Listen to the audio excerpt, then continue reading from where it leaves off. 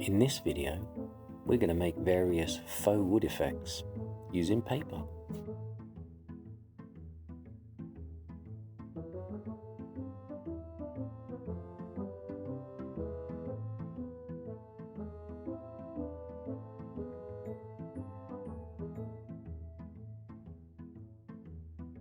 This rather eclectic looking wooden floor is made from the paper of the various wood effects and stains. So let's get started.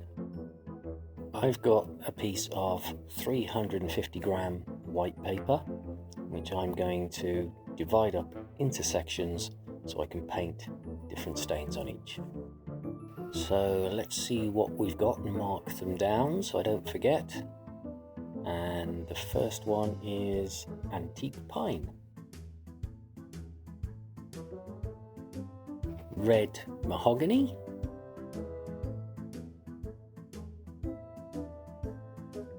this one is dark rosewood,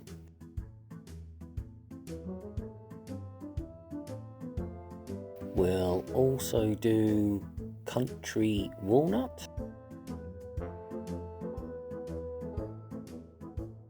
and we've got a big one here. This is oak.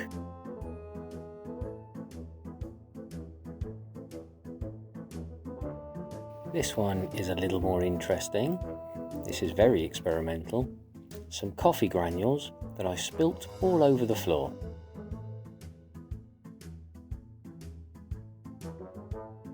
So, to get the grain effect, the first thing we're going to do is get some sandpaper. This is 60 grit, nice and coarse. Stick it on my pad there. Start at the top with firm pressure, but not too much, and pull all the way down in a nice slow dragging motion, putting a little bit of a curve on it as you go so it's not perfectly straight.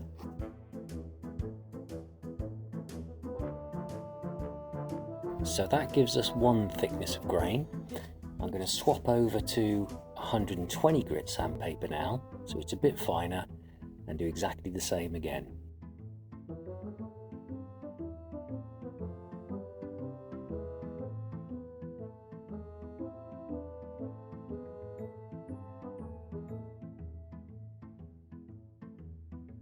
And hopefully the camera is picking that up. You should be able to see our grain scored into the paper. Now, with the roughest paintbrush you can find, we're going to put the stain on. So this one's antique pine, and what you want to do is just put a thin layer on, just enough to cover it and colour it. The idea with this layer is it will go into the grain.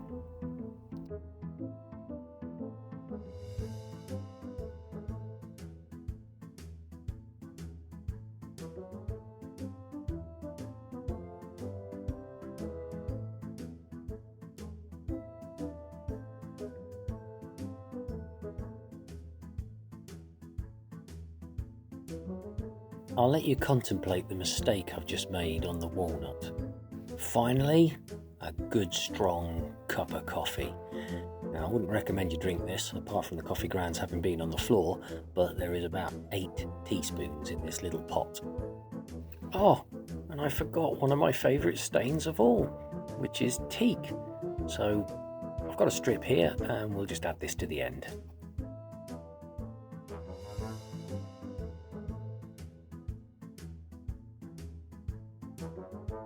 Now we've let those dry, let's have a look at the first coat. So this one's the antique pine, red mahogany, dark rose, walnut, oak, coffee, which has come out very interesting, I'm quite surprised with that. And here we are, hanging on the end is teak. I love teak. I love the way the little pills and catches in the paper really look like knots of wood. I'm now painting 1/2 of each piece of faux wood so that you can see what doubled the stain looks like.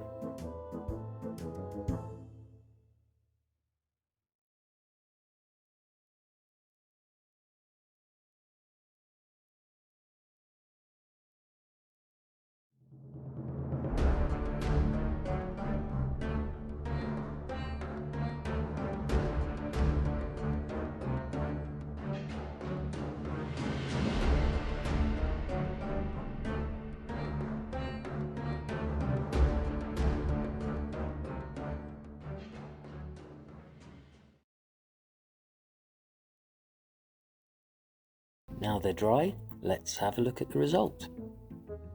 So this is antique pine. It's come out with a nice sheen on it. Curls the paper a little bit, but let's not worry too much about that. That's a lovely warm feel. Red mahogany. I really like the feel of this one, especially the fact that the two different layers come out with two completely different looking effects. Dark rosewood. This one again has got a beautiful natural wood feel to it. It's picked up the little knots and imperfections in the wood beautifully. Okay, country walnut. This is the one we made a cock-up on, but because we painted it in swirls to look like the swirls of the knots of walnut, we should have scratched it in swirls rather than straight. So it's a bit ugly, but at least you get to see the colour. This one's oak. Good traditional looking wood effect for beams and doors and such like. Coffee. Very intriguing one, this one. It's come out very matte, very dull.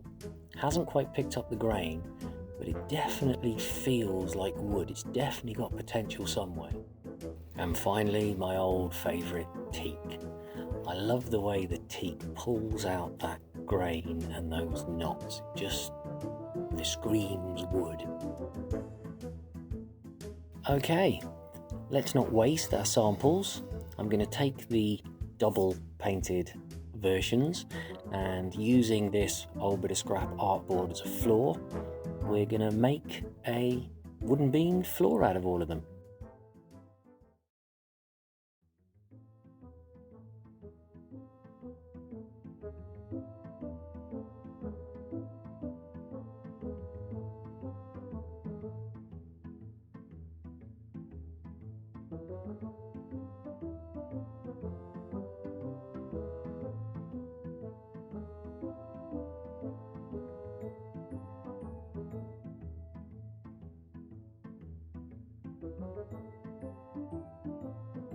And here's the final effect.